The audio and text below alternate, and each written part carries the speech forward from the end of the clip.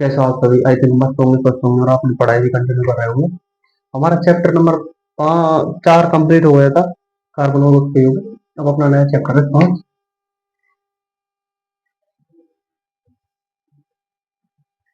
Chapter 5 है तत्वों का आवर्ती वर्गीकरण।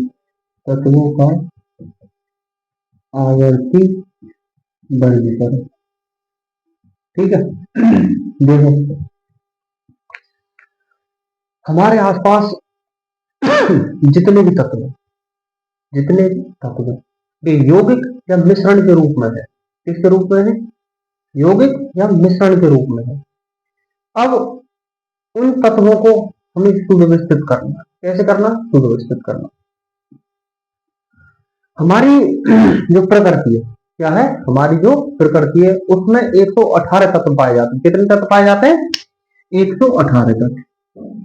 118 तत्व कितने हैं? 118 तत्व है। अब आपके माइंड में ये आ रहा होगा, तत्व होते क्या है? तत्व होते क्या है? तत्व होते क्या है? तत्व वे पदार्थ हैं। तत्व वे पदार्थ हैं जो एक ही प्रकार के अणुओं से मिलकर बनते हैं। किससे? एक ही पदार्थ के अणुओं से मिलकर बनते हैं, ठीक है। जैसे देखो, नंबर 1 से नंबर लेके हाइड्रोजन। हाइड्रोजन एक तत्व है, एक तत्व है, ठीक है। अब इस हाइड्रोजन को बनने में हाइड्रोजन के अणु चाहिए। क्या चाहिए? हाइड्रोजन के अणु। भाई हाइड्रोजन के अणु चाहिए तभी तो हाइड्रोजन बनेगा। ऐसे थोड़ी एक हाइड्रोजन एक अणु है उससे हम या परमाणु को तत्व कह नहीं कह सकते। अच्छा, सपोज करो एक चौक है। क्या है? चौक। अगर हम देखें तो वो एक पदार्थ है। क्या है? पदार्थ है। अब उस पदार्थ को हम देखें तो वो असंख्य अणुओं से मिलकर बनना है। भाई अगर हम चौक को तोड़ते जाए तो एक स्थिति ऐसी आएगी कि चौक का एक ऐसा कण आएगा जिसे हम तोड़ नहीं सकते, लेकिन उसे चौक थोड़ी कह सकते हैं। वो हो जाएगा उसका परमाणु। जब दो परमाणु मिलते हैं तो क्या बनाते हैं? अणु। क्या बनाते हैं? अणु। और ऐसे ही असंख्य अणु मिले होंगे तब चौक का निर्माण हुआ होगा, ठीक। तो यही मैं कह रहा हूं कि ये तत्व होते हैं ना, तत्व एक प्रकार का पदार्थ है। क्या है? पदार्थ है जो अणुओं से मिलकर बना होता है। अणुओं से मिलकर बना होता है।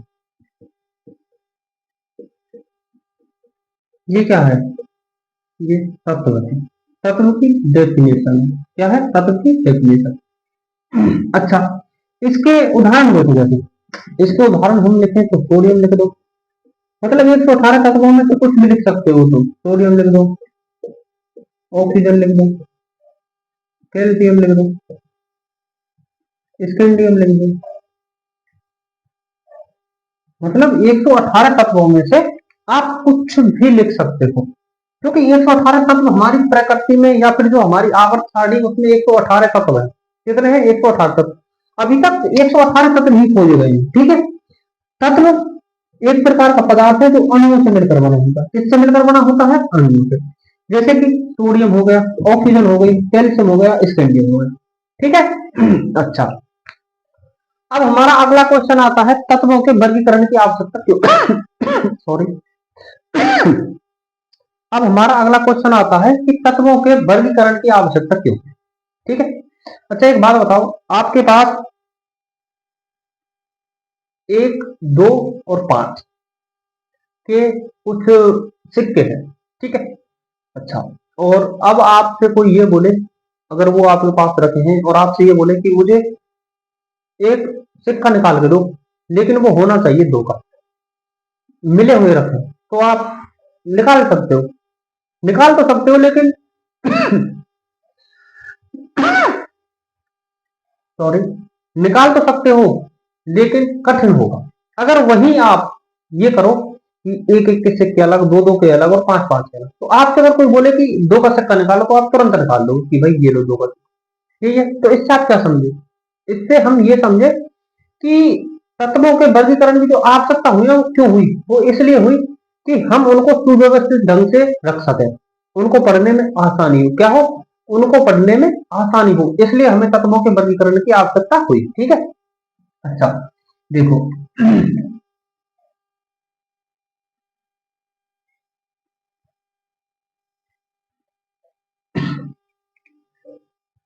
जो तत्वों के वर्गीकरण की आवश्यकता हुई वो इसीलिए हुई कि हम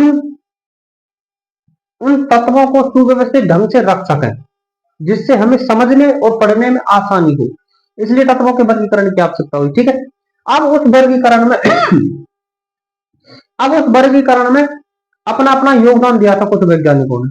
किन्होंने अपना अपना योगदान दिया था, कुछ वैज्ञानिकों ने। तो देखो पहला हम पढ़ रहे हैं,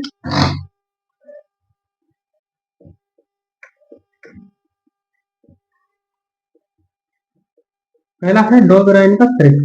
क्या है? डोबेराइन का त्रिक। अच्छा, एक वैज्ञानिक हुए थे, ये भाई साहब हुए थे डोबेराइन। इन्होंने क्या किया था कि तत्वों को उनके बढ़ते हुए परमाणु क्रम में रखा था। क्या है? तत्वों को उनके बढ़ते हुए परमाणु क्रम में रखा था, लेकिन उन्होंने क्या देखा कि तीन तत्व जो हैं, तीन तत्व जो हैं, उन तत्वों का माध्य बीच वाले तत्व के बराबर होगा लगभग। जैसे देखो ए बी सी, ये तीन तत्व है। ठीक है। क्या है? तीन तत्व है। अब इसका परमाणु भाग कुछ होगा, सपोज करो इसका परमाणु भाग कुछ होगा, इसका कुछ होगा और इसका कुछ होगा। ठीक है। ये इसके परमाणु भार है। क्या है? परमाणु भार, बढ़ते हुए परमाणु भार है। अच्छा चलो, आपको ऐसे समझ में नहीं आएगा तो हम ऐसे लिख दें, एक्स वाई में आप कंफ्यूज हो जाओगे, तो हम ऐसे लिख दें, जैसे मान लो इसका तो रख लो एक, क्या है, इसका रख लो एक, इसका रख लो तीन, ठीक है, और इसका रख लो छह। ठीक है। अच्छा जी, देखो उसने ये कहा था कि जो परमाणु भार है, ठीक है, परमाणु भार जो है उसका माध्य, उसका माध्य बीच वाले तत्व के लगभग बराबर होगा। क्या होगा? लगभग बराबर होगा। देखो कैसे, अब ये तत्व पहला है ए, दूसरा है बी, तीसरा है सी। ठीक है। उनके परमाणु भार का माध्य, उनके परमाणु भार का माध्य,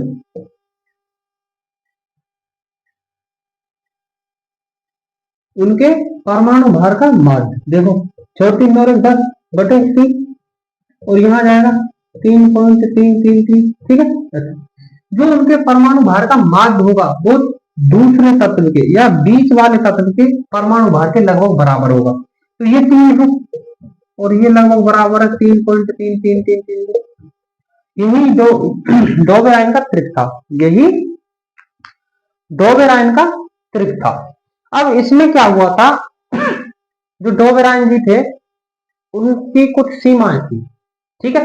उन सीमाओं का क्या हुआ कि वो केवल, जब तक डोबेराइन जी का समय था तब तक केवल दो ही ट्रिक निकाल पाए, उससे आगे ये सिस्टम नहीं बैठ पाया। ये जो सिस्टम था कि तीन तत्वों में से या तीन तत्वों का जो माध्य होगा वो बीच वाले तत्व के लगभग बराबर होगा। ठीक है। लेकिन ये दो ही त्रिकों में बैठ पाया, ज्यादा में नहीं बैठ पाया, तो इसलिए ये डोबेराइन की त्रिक हो गई समाप्त। ठीक है। अच्छा, हम आपको एक उदाहरण दें तो देखना उन्होंने कौन कौन सी ट्रिक बताई थी। पहले आप वो ट्रिक ही देखो। ठीक है। देखो, कैल्शियम,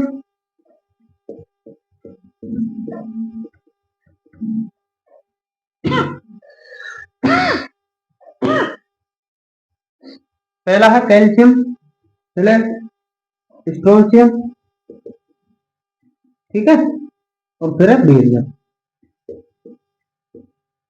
ठीक है। क्या है? बेरियम। अच्छा, अब इनके परमाणु भार थे, क्या थे?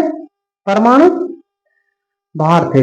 देखो, इसका तो था 48.1, क्या है? 48.1, और इसका था 87.7, क्या था? 87.7, और इसका था 133 नहीं 133 नहीं, 133.3 ये इनके परमाणु भार है। क्या है? परमाणु भार। कैल्शियम का इतना है, स्ट्रोंशियम का इतना है और लीथियम का इतना। अब अगर इनको जोड़े तीनों को, अब अगर तीनों को जोड़े तो जोड़ के इनका माध्य लगभग लगभग 87.6 के बराबर ही आएगा। ठीक है, जो कि डॉबेराइनकी के नियम के अनुसार था कि तीन तत्वों का परमाणु भार बीच वाले तत्व के परमाणु भार के लगभग बराबर होगा, यही था। और उसने जो ट्रिक दी थी वो दो ही थी, उसकी जो सॉरी वो तीन ट्रिक ही दे पाया, तीन ट्रिक ही दे पाया, उससे ज्यादा ट्रिक नहीं बन पाई। ठीक है, तो देखो कौन कौन सी ट्रिक थी। लिथियम, सोडियम और पोटेशियम। अगर इनका परमाणु भार आप जोड़ोगे तो सोडियम के परमाणु भार के बराबर हो। ठीक है, अच्छा, एक था कैल्शियम, स्ट्रोंशियम और क्या था? और था बेरियम, और था बेरियम। ठीक है, ये तो अभी आपको बताया था उदाहरण में। ठीक है, एक ट्रिक ये हो गई, एक ये हो गई, एक और है, एक और है। वो कौन सी है? Chlorine, bromine, iodine. ठीक है, ट्रिक का नियम क्या था कि अगर तीनों तत्व का माध्य जोड़े, तीनों तत्व का माध्य जोड़े तो बीच वाले तत्व के परमाणु भार के बराबर होगा। ये उसका नियम था। ये नियम केवल इन तीन ट्रिक पर ही बैठ पाया, उसके बाद नियम नहीं लग पाया। ठीक है, उसके बाद नियम नहीं लग पाया। अच्छा, उसकी सीमाएं थी जो मैंने अभी आपको बता दी कि यह केवल कुछ ही ट्रिक बना पाए, उसके बाद ये ट्रिक नहीं बना पाए। जिसके बाद अगले भाई साहब आए थे अपने, कौन? न्यूलैंड। कौन से? न्यूलैंड। कौन से भाई साहब आए थे? न्यूलैंड। और उस न्यूलैंड को पढ़ेंगे हम कल। कब पढ़ेंगे? कल। आज के लिए बस इतना ही। अपना ख्याल रखिए, मस्त रहिए और पढ़ते रहिए, मुस्कुराते रहिए। और टेलीग्राम चैनल पर कल मैंने टेस्ट अपलोड किया था, देखो जाकर उसको दो, अगर आपका चैप्टर फर्स्ट कंप्लीट है तो। और अच्छे से पढ़ते रहो, मुस्कुराते रहो, लाइक करो, शेयर करो, सब्सक्राइब करो और सपोर्ट करो भाई, जितना हो सके। Thank you.